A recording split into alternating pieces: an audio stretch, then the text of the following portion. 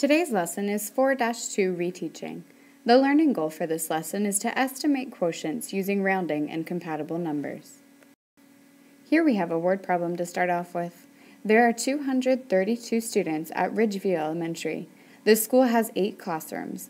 About how many students will be in each classroom? So there's 3 different strategies that we're going to take a look at: rounding, compatible numbers, and multiplication. So let's take a look at rounding.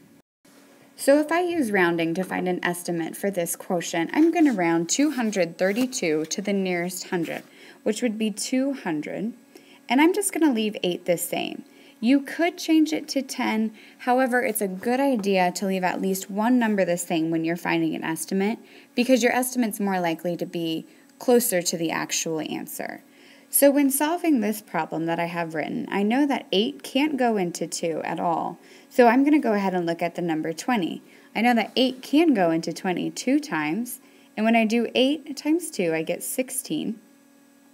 I'm going to subtract these two numbers. 20 minus 16 equals 4, and I'm going to bring down my 0 to finish off this problem.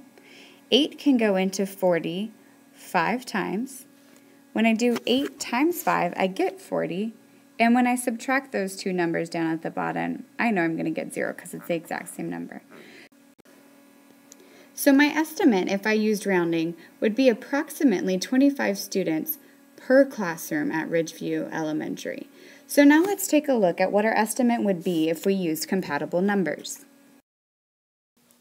Remember, when you're using compatible numbers to find an estimate, you should be changing the numbers that you're using into something so easy to solve that you should be able to do it mentally. Well, in this situation, I know that multiples of 8 are going to be able to divide into 8 evenly. So let's take a look at some of those multiples. I know that 16 is a multiple of 8, so is 24, and 32, and 40. And I know what you're thinking. None of these numbers are anywhere near the number 232. But from 4-1, we know that if we add zeros onto the end of these numbers, of these multiples, that they're still going to be multiples of 8. They're just going to have an extra zero in the quotient when we divide them. So I'm noticing here that the number 240 is very, very close to the number 232.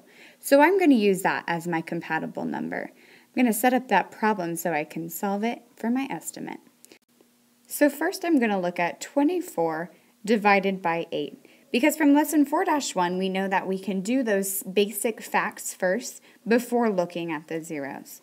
So in this case we have 24 divided by 8. That's going to get us 3. Now it's time to take a look at our zeros. In my dividend I just have 1 0, whereas in my divisor I don't have any. So I'm just going to go ahead and tack that 1 0 onto the end of my quotient. So our estimate using compatible numbers is going to be 30 students. Notice that this is pretty close to our estimate we found when using rounding, which was 25, but it's just another strategy for finding an estimate.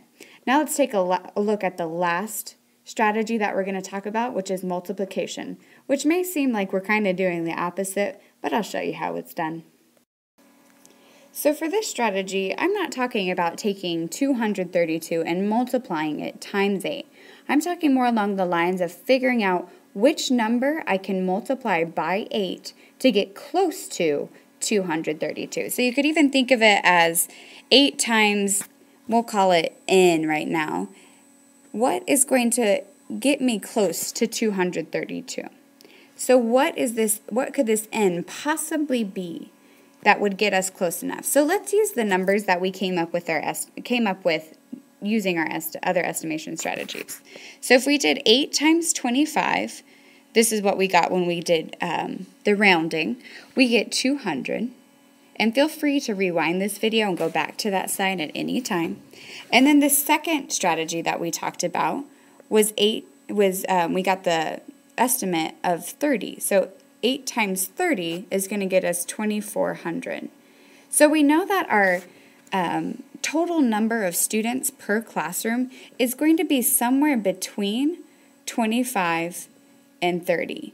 And our number of students is going to be right in the middle of those two numbers somewhere. So that's another way to get an estimate for a division problem.